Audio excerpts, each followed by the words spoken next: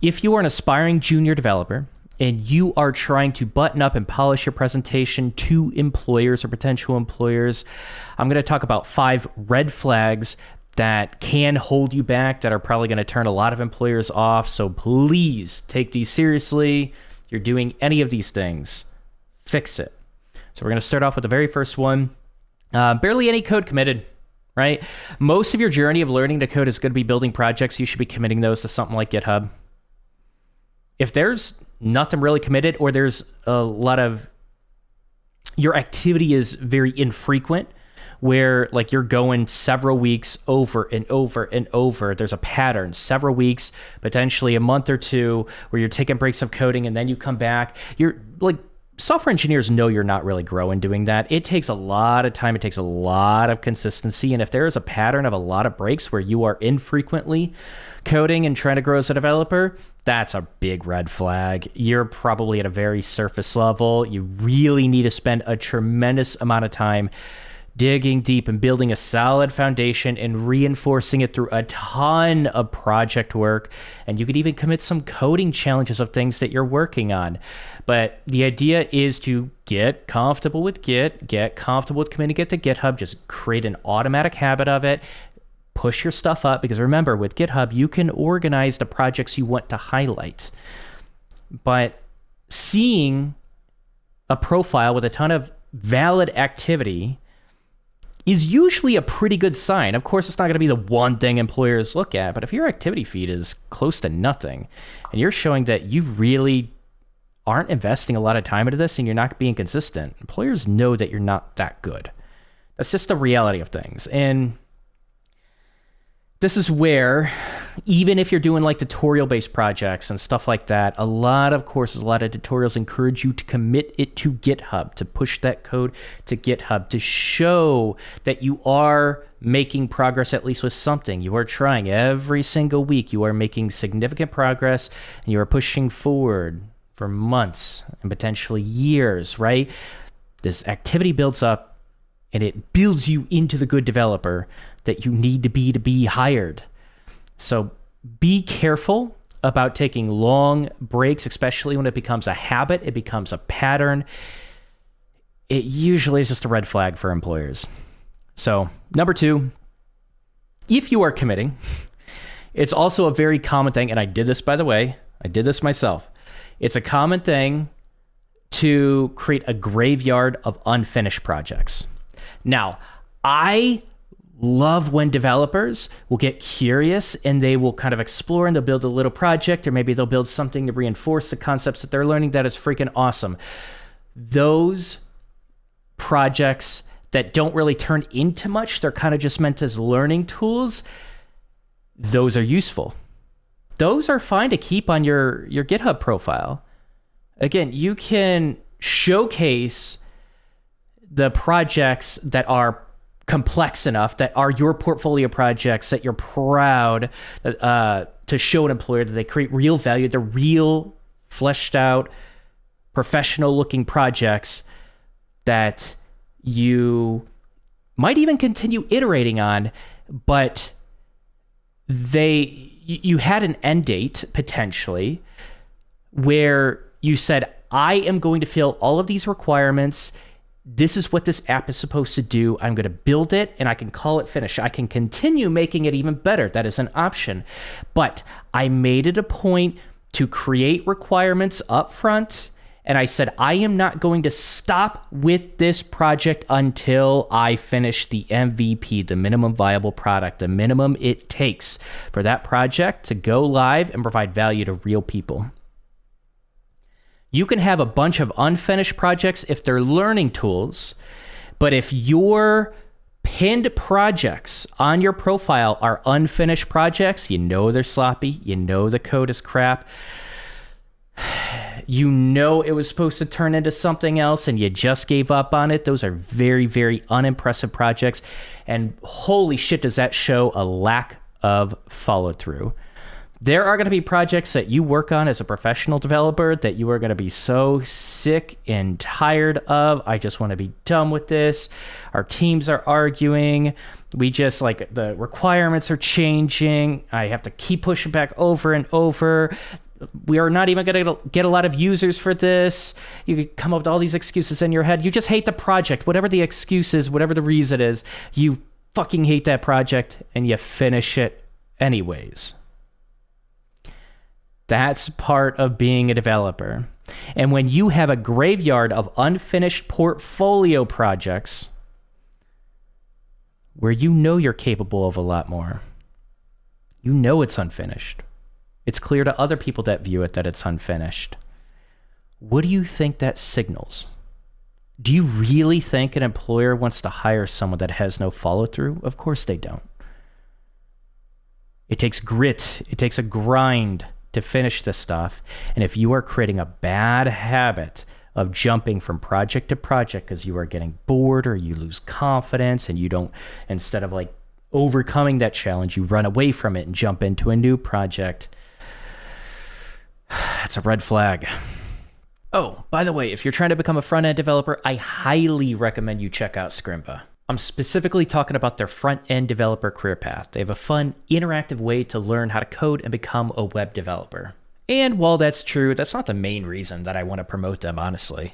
The main reason is their curriculum is solid. There are a lot of curriculums that do not prepare people to actually be competitive in the market, and I've reviewed a ton of programs, and to this day, it is still one of my favorites and one of the best front-end curriculums out there for self-taught developers. And they're backed by MDN, a leading and well-respected resource in the developer community, and I actually personally run my own mentees through the program to prepare them for front-end developer jobs. And if you choose to sign up via my affiliate link below in the description, you actually get 30% off if you sign up for a paid plan, but you have to sign up by the end of February to take advantage of that because it expires after that.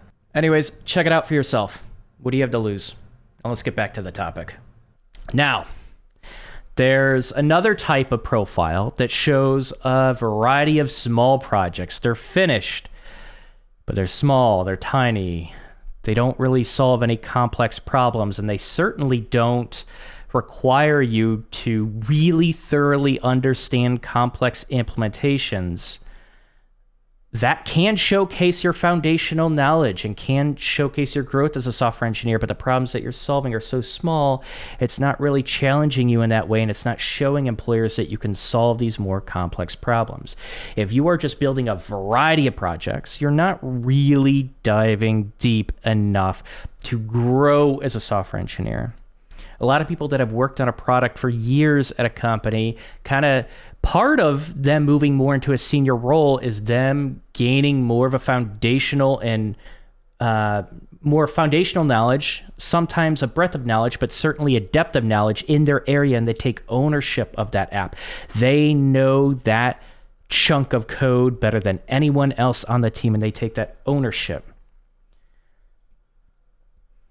You don't have that opportunity to tackle complex problems when you just build a bunch of basic CRUD applications or really small tools that don't require a lot of complex implementation. They don't really require you to even think about how you're going to organize the app because you don't have a lot of files. You don't have a lot of components. You don't have a lot of routes.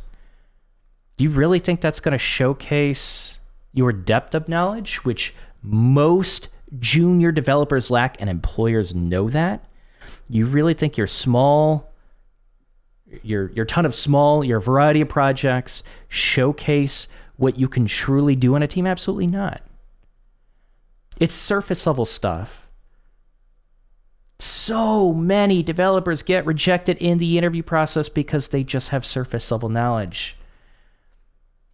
And when you just work on a variety of small projects, that is a red flag. You are probably one of those developers that just has surface level knowledge.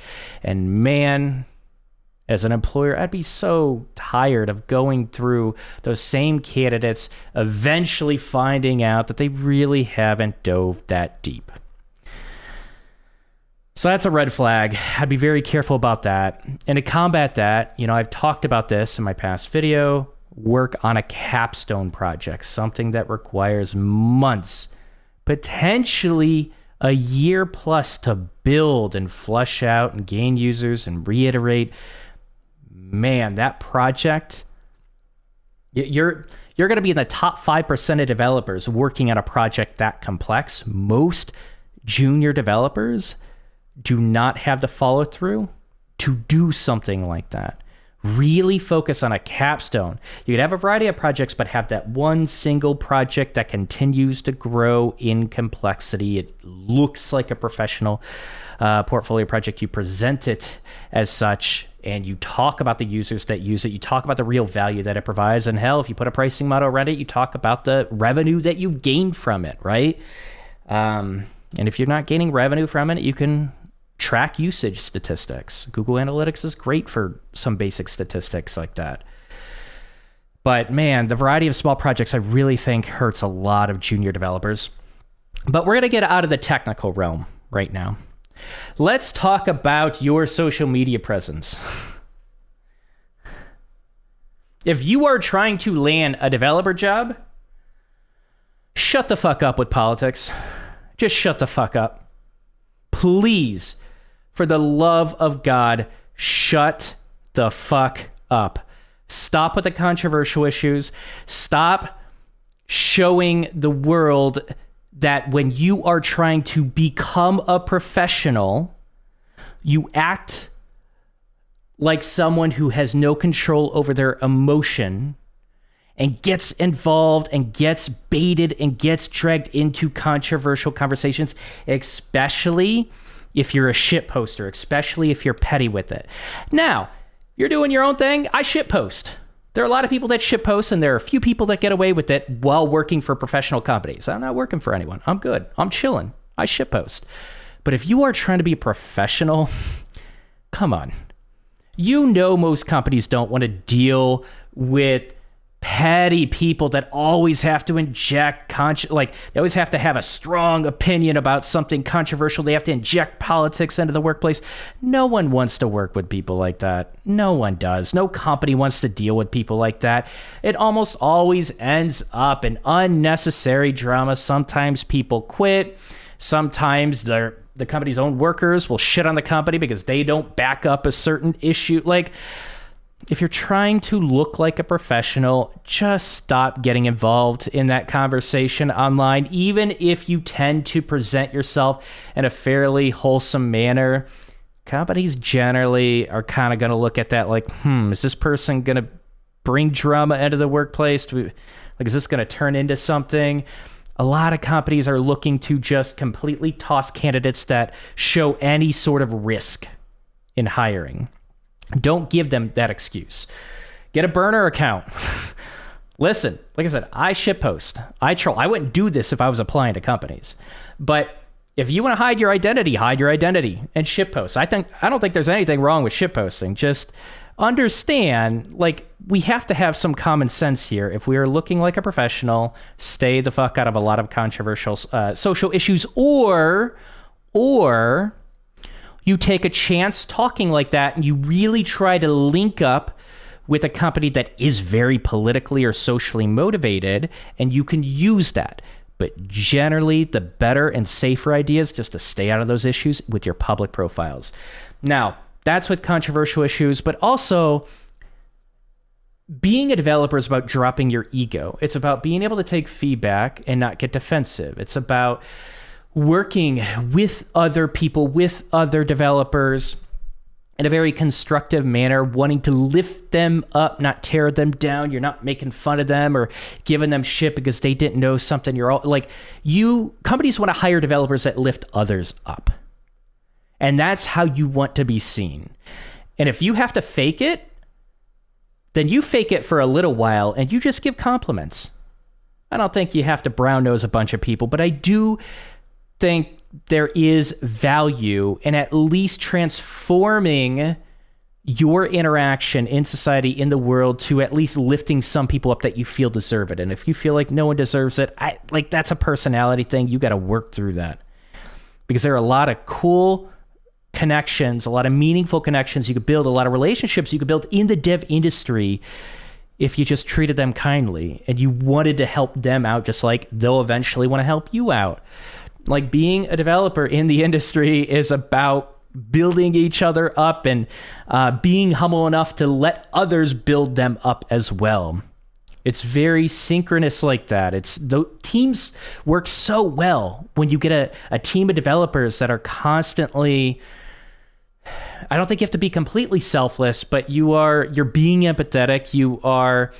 You have positive intentions for wanting to turn everyone into a better version of themselves, even if it's just by interacting with you, because you're always kind and you're always constructive and you're always trying to point out even some of the positive things in them. Like, you could just walk into a room and you could, within like 10 minutes of people talking, you can feel out who are the likable people who you just feel good to be around because they make you feel good. That's the type of developer that you want to strive to be.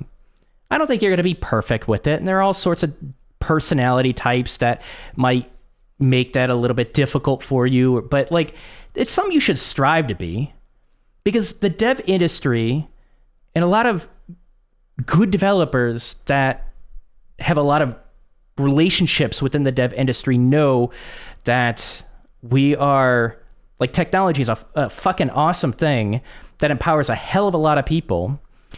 And for those that actually want to get involved with it, that want to grow as a software engineer, like, we want those people in tech. We want them in tech. We want to lift them up because it just makes everyone better. That's the mindset to have. So I'm not saying your social media interactions are going to reflect that purely. I think we all have bad days, and I think, we all get agitated at times, and it's easy to let people online trigger us. I do get that, but you also have to show that you have some emotional control, that you are a positive force in the tech industry. But going back to the emotional control, like, you're someone that when people disagree with you or even kind of like bait you a little bit, or they're passive aggressive, you don't lose your shit, right? And I'm really stressing this. I'm talking about this a lot because I see a lot of junior developers that they're not there. The soft skills just aren't there. And soft skills take a long time to build up. Take a week after you post something. If you think something is controversial or it looks bad, take a week, look back at your previous week's post, and if you were an employer, or if you were even someone that wanted to get to know you as a friend, would you want to talk to you? Would this person be likable? Would you want to be in the same room? Do you think that other person would lift you up? If the answer is no, then you need to go back and really think about how you engage with people online, because that's where, like, I'm telling you, a lot of companies, most companies are going to look through your social media, especially any public profiles. And if you just don't know how to talk to people, you don't have the soft skills, there are a lot of people who do, who will be chosen over you. Soft skills are important. I think I've touched on this enough, but it is really important. And this is something that so many junior developers struggle with, surprisingly. And the fifth red flag is dishonesty. It's a little period where a few people, very small minority of people, were getting away with just lying and flat out saying, oh yeah, I was a developer at this company, when it was a personal project. Hiring managers are so trained to spot that now. A lot of hiring managers are so tired of hiring junior developers who have been dishonest, who have lied. It's expensive to fire them. It's expensive to replace them. Hiring managers are fucking done with it. I'm telling you, dishonesty and a lack of integrity is one of the biggest red flags that you can put out there.